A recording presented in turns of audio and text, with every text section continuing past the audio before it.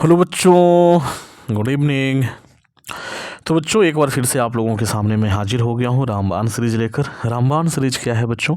तो दीर्घोत्तरीय प्रश्नों की एक सीरीज़ है जिसमें हम लोग अति महत्वपूर्ण दीर्घोत्तरीय प्रश्नों को देख रहे हैं, जो कि एग्ज़ाम में कई बार बने हुए हैं वैसे प्रश्न और जिनके बनने की संभावना है वैसे प्रश्नों को यहाँ पर देख रहे हैं। तो अभी के इस वीडियो में हम लोग एक वीडियो तो होगा दीर्घोत्तरीय का, मतलब कि एक वीडियो में मैं 2 प्रश्न करवाता हूँ, तो 2 प्रश्न करवाऊँगा दीर्घोत्तरीय से, और इसी में इंक्लूड रहेगा एक ऑब्जेक्टिव नहीं, मतलब कि लघुत्तरीय प्रश्न का एक ये करवा दूंगा, सेशन करवा दूंगा, ठीक ना, इसी में, जो कि लास्ट में होगा वो बायो से होगा, है ना, बायोलॉजी से होगा। ठीक है बच्चे, तो वीडियो हो सकता है कि 7-8 मिनट से थोड़ा सा बड़ा हो जाए, ठीक है, तो एंड तक बने रहना है और फिर मैं आपको फाइनली ये बता दूंगा कि ये PDF आपको कहाँ पर मिलेंगे। शुरुआत करते हैं बच्चों पहले प्रश्न से। प्रश्न है कि मुद्रण क्रांति ने आधुनिक विश्व को कैसे प्रभावित किया। मतलब कि ये जो मुद्रण की क्रांति हुई बच्चों, ये जो छपाई की क्रांति आई, तो ये आधुनिक विश्व को कैसे प्रभावित किया। तो हम इस तरीके से लिखेंगे कि मुद्रण क्रांति का विश्व पर व्यापक प्रभाव पड़ा। मुद्रण क्रांति ने आम लोगों की जिंदगी ही बदल दी। मुद्रण क्रांति के कारण छापखानों की संख्या में भारी वृद्धि हुई, जिसके परिणाम स्वरूप पुस्तक निर्माण में अप्रत्याशित वृद्धि हुई। मतलब पुस्तकों के निर्माण बहुत ज़्यादा बढ़ गए बच्चे। मुद्रण क्रांति के फलस्वरूप किताबें समाज के हर तबकों के बीच पहुंच गई। मतलब पहले किताबें बड़ी महंगी हुआ करती थी जब हाथों से उनकी छपाई होती थी या लिखाई होती थी। अब क्या है, बड़ी मतलब हर इंसान खरीद कर उसे पढ़ सकता था, इस काबिल हो गया, तो हर इंसान के हाथों में पहुंच गई बच्चों। ऐसा होने से, किताबों की पहुंच आसान होने से पढ़ने की एक नई संस्कृति विकसित हुई तथा पढ़ने के कारण उनका तार्किक क्षमता का विकास हुआ।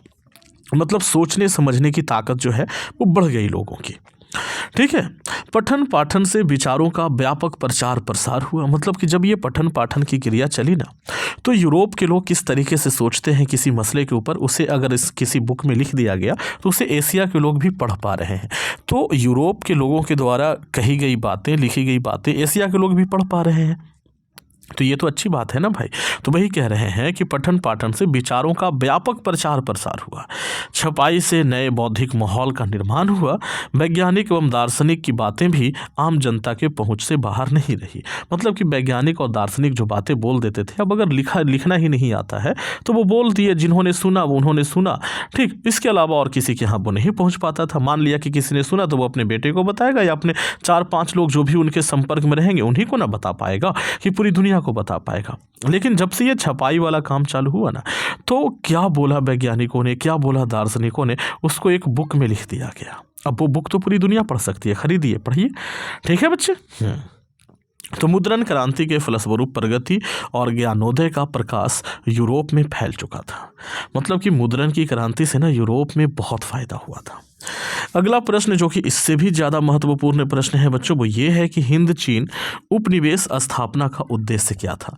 मतलब हिंद चीन को फ्रांसीसियों ने अपना उपनिवेश क्यों बनाया, क्या उद्देश्य था उसका। तो फ्रांसीसियों के द्वारा हिंद चीन में उपनिवेश स्थापना के अनेक कारण थे, जो कि निम्नलिखित हैं। क्या है भाई? पहला है आर्थिक कारण, मतलब कि उसको पैसा कमाना था।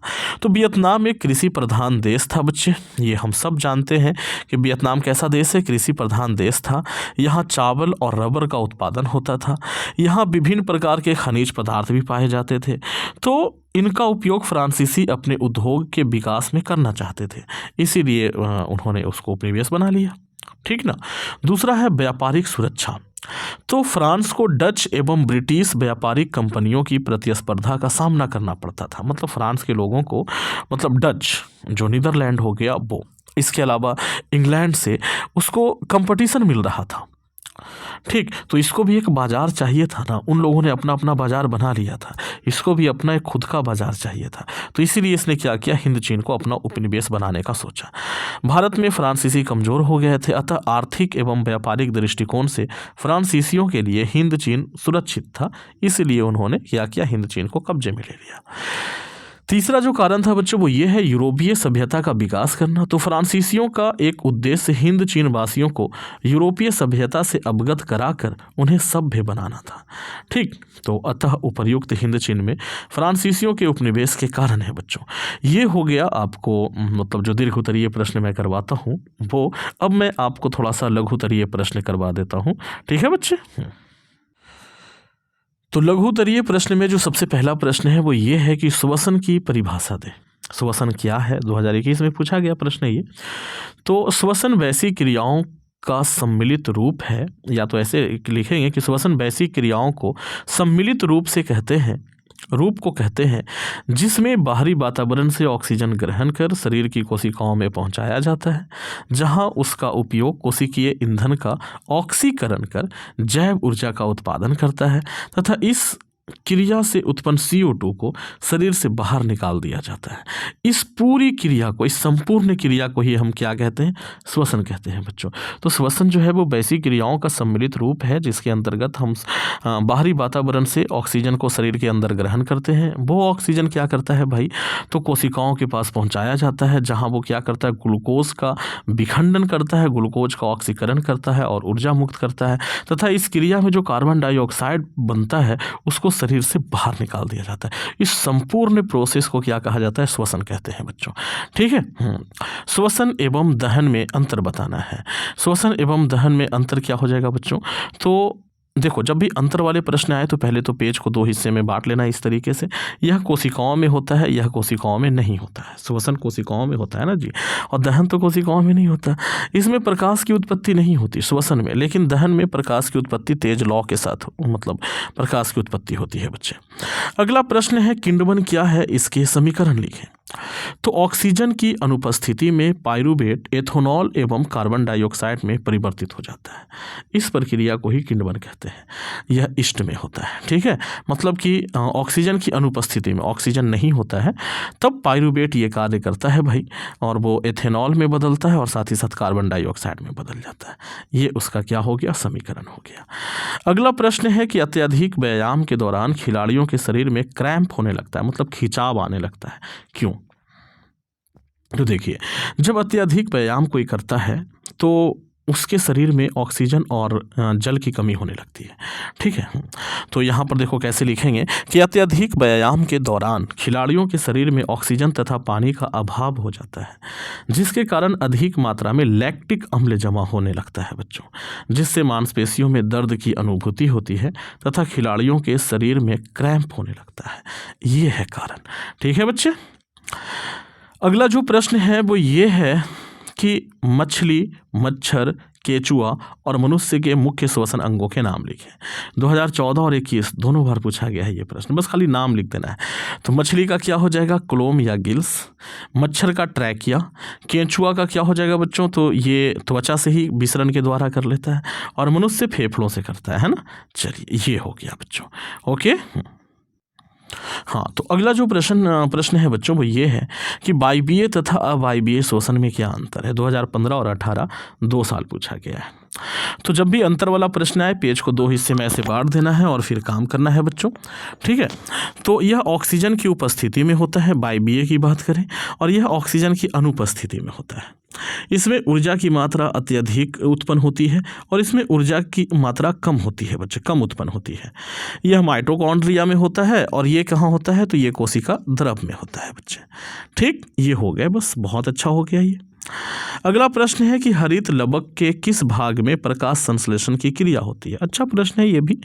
ठीक, तो हरित लवक में ग्रेना पाया जाता है, और ग्रेना में थैलेकाइट उपस्थित रहते हैं। थैलेकाइट ये होता है बच्चे, उपस्थित रहते हैं जहां सूर्य की प्रकाश की उपस्थिति में प्रकाश संश्लेषण की क्रिया चलती रहती है। तो मोटा मोटी बात यह है कि हरित लवक में ग्रेना पाया जाता है और इसी में थैलेकाइट पाया जाता है, और वहीं पर क्या होता है, सूर्य की प्रकाश की उपस्थिति में प्रकाश संश्लेषण की क्रिया चलती रहती है। तो ये था आज का रामबाण सीरीज, जिसमें हमने शुरुआत में 2 प्रश्न देखे इतिहास से, जो कि दीर्घ उत्तरीय प्रश्न था, और उसके बाद 8 प्रश्न देखे हमने बायो से, जो कि लघु उत्तरीय प्रश्न था। उम्मीद करता हूँ कि आप लोगों को ये वीडियो बहुत पसंद आया होगा। अच्छा लगा है तो इसे एक लाइक करें, दोस्तों में शेयर करें। चैनल पर पहली बार हैं, चैनल को सब्सक्राइब कर करके घंटी का बटन दबाएँ और मुझे भी थोड़ा मोटिवेट करें। ठीक है बच्चे। सवाल उठता है कि सर इसका पीडीएफ कहाँ से मिलेगा। तो इसके पीडीएफ के लिए बहुत ज़्यादा परेशान होने की ज़रूरत नहीं है, मैं आपको बताता हूँ इसका पीडीएफ कहाँ से मिलेगा।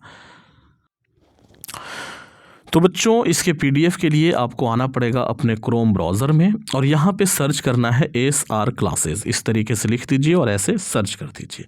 जब आप सर्च करोगे तो सबसे ऊपर में आपको एक वेबसाइट दिखेगा, ये ठीक है, SR क्लासेस लिखा हुआ मिलेगा। आपने इस पर क्लिक कर देना है। क्लिक करोगे तो आप यहाँ पहुँचोगे। यहाँ आपको कई सारे सेक्शंस मिलेंगे। ऊपर में ही आप देख पा रहे होंगे, देखो इस तरीके से एयरफोर्स, नेवी, NDA वगैरह लिखा हुआ है। ठीक, यहीं पर आपको एक न्यू अपडेट का भी सेक्शन दिख रहा होगा, इस पर आपने क्लिक कर देना है। ठीक है बच्चों, जब आप क्लिक करोगे तो आप यहाँ पहुँच जाओगे। थोड़ा सा विज्ञापन आ रहा है, मैं इसे कट कर देता हूँ। आप यहाँ पहुँचोगे, थोड़ा सा नीचे जाइएगा तो यहीं पर आपको सारा कुछ लिखा हुआ मिल जाएगा यहीं पे। ठीक है, अभी मैं इसे अपडेट करवा देता हूँ। देखो फिलहाल रामबाण सीरीज के इतने सारे पार्ट अपडेटेड हैं बच्चे। ठीक है, तो मैं अभी इसे करवा देता हूँ। ठीक, thank you, thanks for watching. बने रहे SR क्लास के साथ। मिलते हैं नेक्स्ट वीडियो में सुबह 5 बजे।